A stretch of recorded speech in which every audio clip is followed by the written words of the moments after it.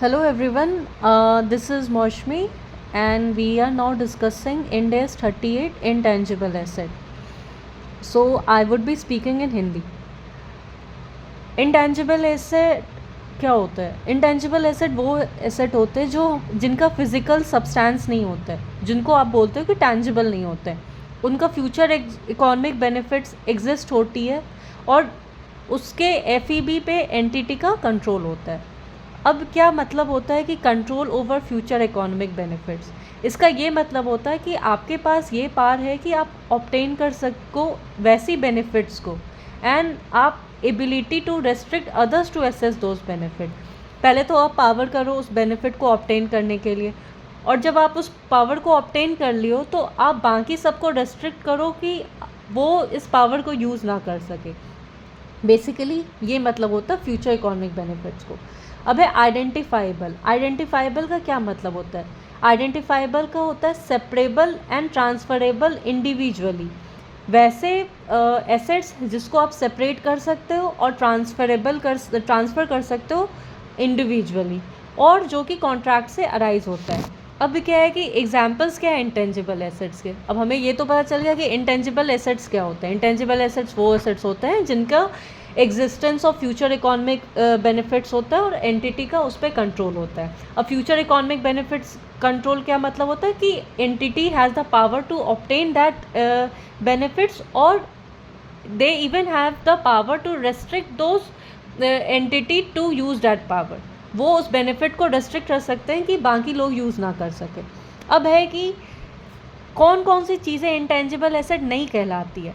तो सबसे पहले मार्केट शेयर, क्योंकि उसको आप आइडेंटिफाई नहीं कर सकते, आप उसको इंडिविजुअली सेपरेट नहीं कर सकते हो, और जो कि और या कॉन्ट्रैक्ट से अराइज हो। अब है मार्केटिंग एंड एडवर्टीजमेंट कैंपेन। वैसे प्रमोशनल एक्टिविटी को आप इंटेंजिबल एसेट्स नहीं कह सकते, क्योंकि फ्यूचर इकोनॉमिक बेनिफिट्स उसमें सर्टेन नहीं है। आपको आइडेंटिफाइबल भी होना चाहिए और सर्टेन भी होना चाहिए, ये दोनों चीज़ें होनी चाहिए। अब है स्टाफ ट्रेनिंग प्रोग्राम, क्योंकि एंटिटी का कोई कंट्रोल नहीं होता है कि स्टाफ कब तक रहे। आपने ट्रेनिंग दे दिया, क्या पता स्टाफ कभी भी रिज़ाइन कर दे। अब है cash paid to obtain skilled staff since entity has no control over the staff as they can resign any time. आप जो कैश पे कर रहे हो स्किल्ड स्टाफ को, उस पर कोई कंट्रोल नहीं होता, क्योंकि स्टाफ कभी भी रिज़ाइन कर सकते। तो बेसिकली स्टाफ के केस में अगर कुछ भी दिया हुआ हो, बेसिकली कि ट्रेनिंग दी गई हो या कैश पे किया होगा, तो हमें ये ध्यान में रखना कि ये स्टाफ तो कभी भी छोड़ सकता है ना, तो ये सर्टेन तो है नहीं, तो ये इंटेंजिबल एसेट नहीं होगी।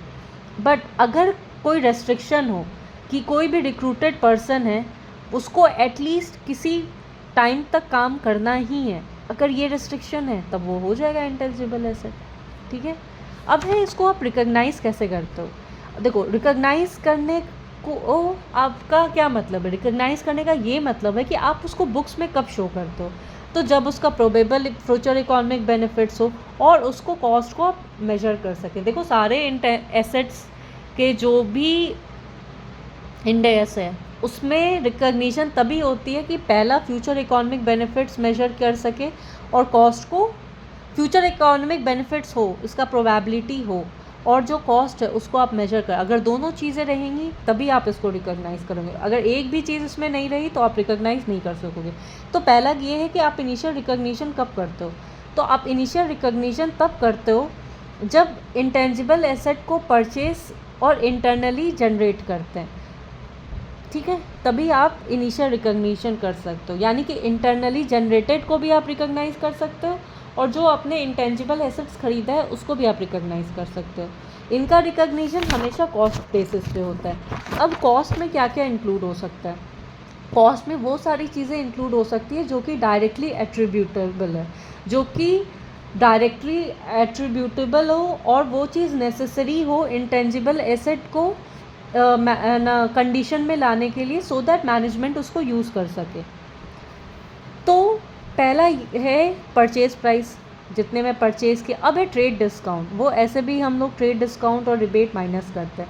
Import duty and purchase taxes like entry tax, GST अगर नॉन रिफंडेबल है तभी हम ऐड करेंगे।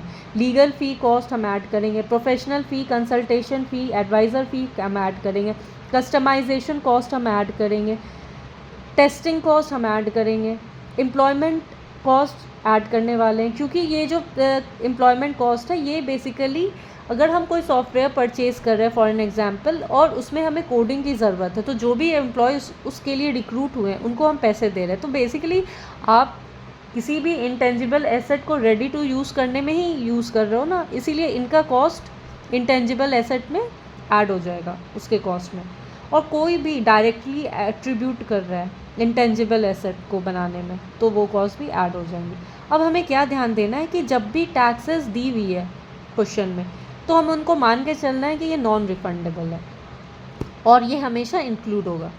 उसके बाद है कि क्या क्या चीज़ नहीं इंक्लूड करते हैं, तो कॉस्ट ऑफ स्टाफ ट्रेनिंग को आप यूज़ नहीं कर सकते हो। Cost of conducting conference for introduction launch of intangible asset को आप यूज़ नहीं कर सकते हो। कॉस्ट ऑफ एडवर्टीजमेंट और प्रमोशन उसको यूज़ नहीं कर सकते हो। प्रिलिमिनरी एक्सपेंसेस स्टार्टअप कॉस्ट को यूज़ नहीं कर सकते हो। Administrative general selling and allocated overhead इसको यूज़ नहीं कर सकते हो। ऑपरेटिंग लॉसेस को यूज़ नहीं कर सकते हो।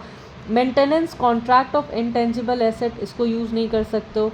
Subsequent cost of intangible asset जैसे एनुअल फ़ी, रॉयल्टी जो कि फ्रेंचाइजी का है पार्ट, उसको आप यूज़ नहीं कर सकते हो। Cash discount, early settlement discount इसको आप इंक्लूड नहीं कर सकते हो। उसके बाद interest on loan taken to purchase और internally generate the intangible asset unless allowed by Ind AS 23। अगर इंडेस 23 ये अलाउ कर रखिए कि यार ये क्वालिफाइंग एसेट का पार्ट हो रहा है और मुझे इसको इंक्लूड करना है इंटरेस्ट, तभी आप इंटरेस्ट यूज़ कर सकते हो, otherwise you can't use it. अब रिसर्च फेज़ के एक्सपेंस को यूज़ कर जो है वो आप उसको हमेशा डेवलपमेंट फेज़ के वो पार्ट जो पार्ट्स से वो एसेट रेडी टू यूज़ है तब तक के एक्सपेंस को ही हम ऐड करते हैं, बट रिसर्च फेज़ वाले हम नहीं करते। और ये रिसर्च फेज एक्सपेंस कब, जब वो इंटरनली जनरेटेड इंटेंजिबल एसेट के लिए हो। अब a specific point two remember in case of internally generated intangible asset, intangible asset को इंटरनली जनरेट करने का दो फेज़ होता है। एक पहला होता है रिसर्च फेज़, दूसरा होता है डेवलपमेंट फेज़। अब रिसर्च फेज़ में क्या होता है कि planned investigation to gain new knowledge, आप इन्वेस्टिगेशन करते हो अपना प्लान्ड वे में सो दैट आपको जानकारी नहीं मिले। उनका expense made during research phase is not recognize intangible asset, उसके जो भी एक्सपेंस रिसर्च फेज में इंक्लूड होते हैं उसको टेंजिबल एसेट में यूज़ नहीं करते। अब है development phase, application of research finding to develop the intangible asset.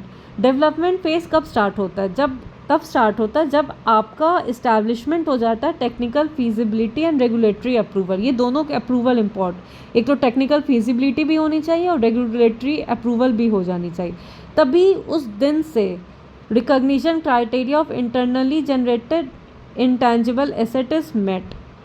और इसका जो भी एक्सपेंस होता है वो इंटेंजिबल एसेट के एज अ प्राइस में इंक्लूड कर सकते हैं।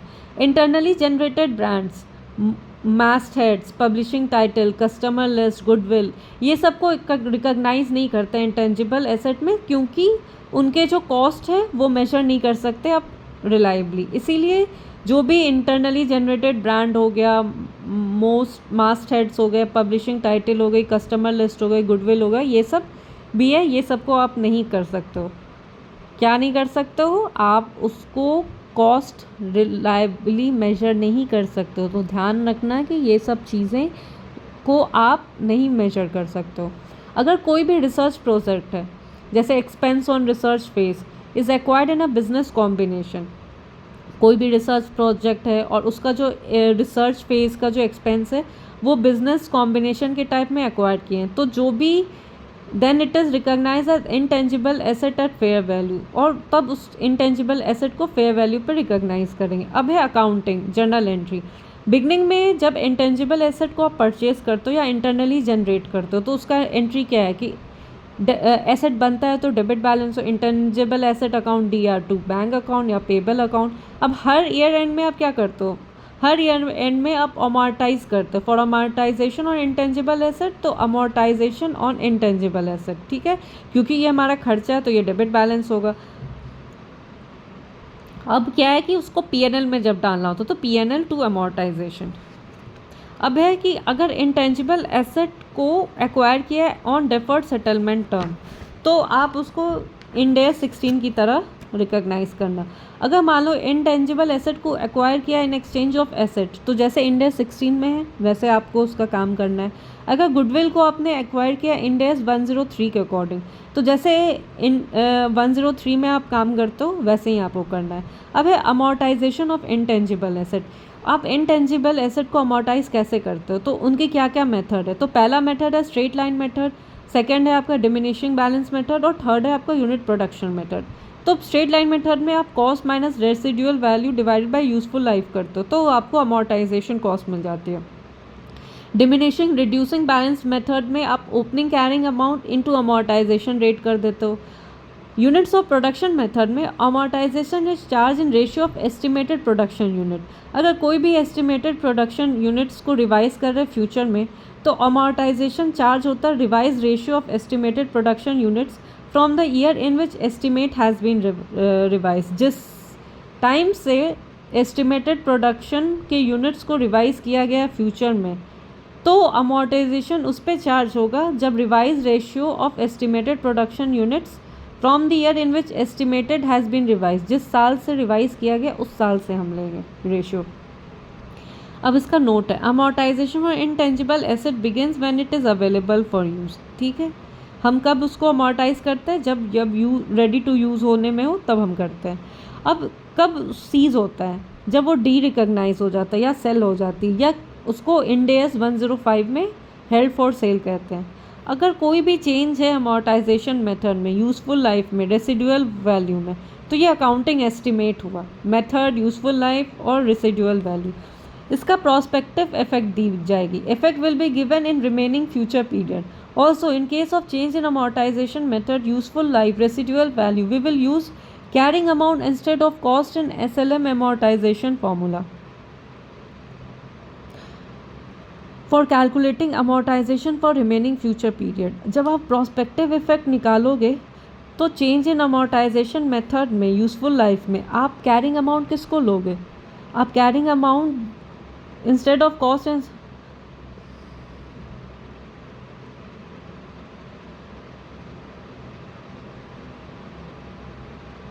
तो आपको हमेशा कैरिंग अमाउंट लेना है, आपको SLM मेथड से नहीं निकालना है। अब estimated useful life is considered, legal life of intangible asset is not relevant, हमेशा एस्टिमेटेड लाइफ को देखते हैं।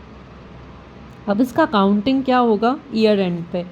ईयर एंड पे इसकी अकाउंटिंग होगी amortization to intangible asset, amortization to provision for amortization, accumulated amortization, और फिर PNL टू अमोर्टाइजेशन। इसका सब्सिक्वेंट रिकॉग्निशन बैलेंस शीट में जैसे इंड एस 16 में करते हैं वैसे ही करेंगे। अब इसका अदर पॉइंट क्या है, अदर पॉइंट है कि गेन और loss on sale of intangible asset is recorded in PNL। जो भी गेन और लॉस होता है इंटेंजिबल एसेट के सेल होने पे, उसको हम PNL में रिकॉग्नाइज करेंगे। और ये सारी चीज़ें मैं अजय अग्रवाल के नोट से पढ़ के बता रही हूँ।